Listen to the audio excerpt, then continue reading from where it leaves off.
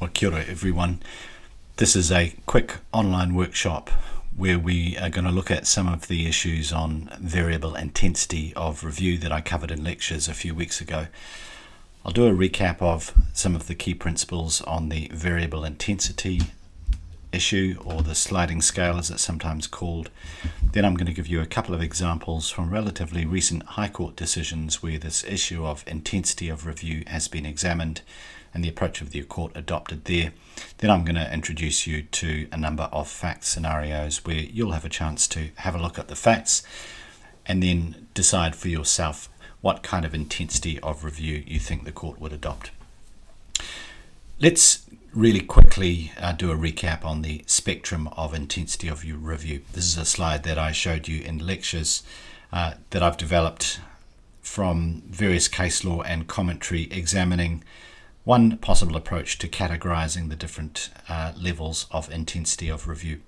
So at the most intensive or the least deferential end of the spectrum, we have correctness review. And an example of correctness review might be a decision involving a pure question of law, say interpretation of tax liability. We've also talked about where the court has to assess whether facts are in place enabling the exercise of a particular power, such as a decision to dispense with notification of an application for resource consent, where in the Discount Brands case the Supreme Court suggested that something approaching a correctness review might be appropriate.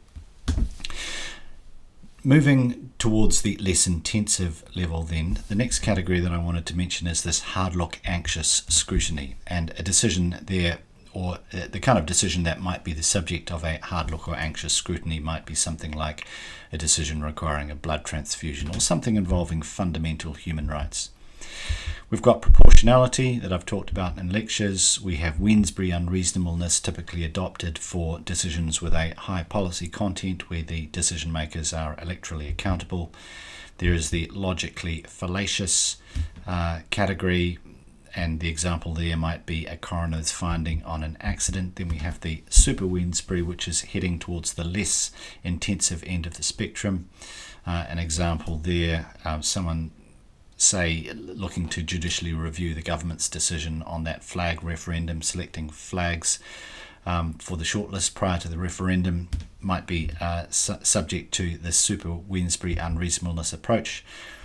Review if bad faith, fraud or corruption. Example might be a decision by Solid Energy to increase the price of coal and a contract with Genesis for the Huntly Power Station. And then we have non-justiciable, where the court simply are not going to go there. And an example might be a decision by the Ministry of Defence to send troops to Syria, involving international relations, high government policy. Courts likely to regard that as non-justiciable, although, as I mentioned in the lecture, this is an area where some commentators think that there is simply no non-justiciable matters and that it would be a question of intensity of review. So that's a whistle-stop review of the spectrum of intensity of review. Let's look at some cases now where the courts have formed a view on the intensity of review.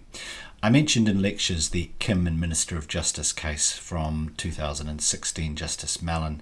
This involves, as you can see on the screen, a litigant, Mr. Kim, who was suspected by the authorities in China of killing a woman. He had been detained in New Zealand for a period. He hadn't confessed. He denied that he had been involved in the murder.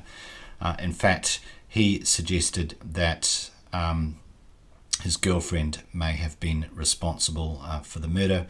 There was a question of extradition, a suggestion that if he was extradited back to the People's Republic of China that he would be subject to torture.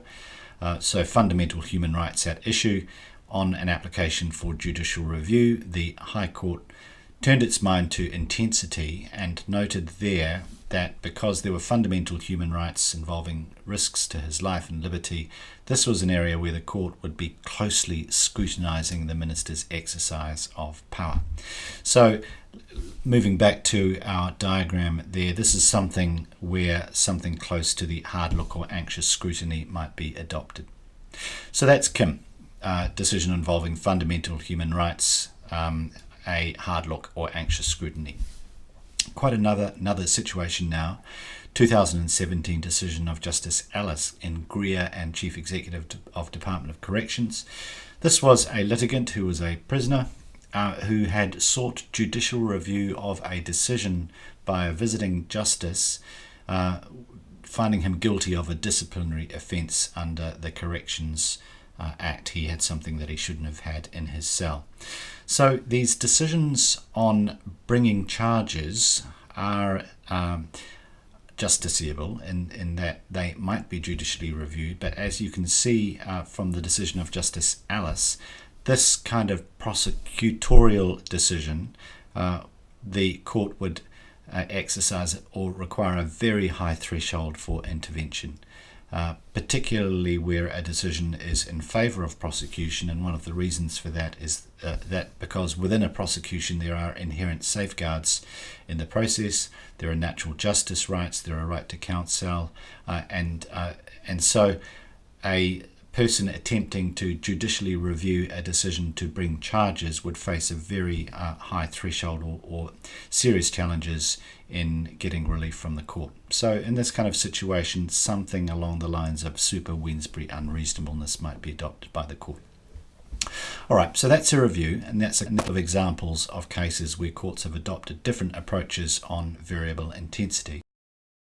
Okay, so that's a recap and some recent examples of how the court has approached it. Over to you now. On AUT Online Blackboard, I've posted a worksheet, and that worksheet gives you 3 different scenarios, quite different scenarios involving different fact circumstances. Your task is to review those scenarios and then make a note on the worksheet or elsewhere on how you think the court would approach it in terms of variable intensity of review or the sliding scale.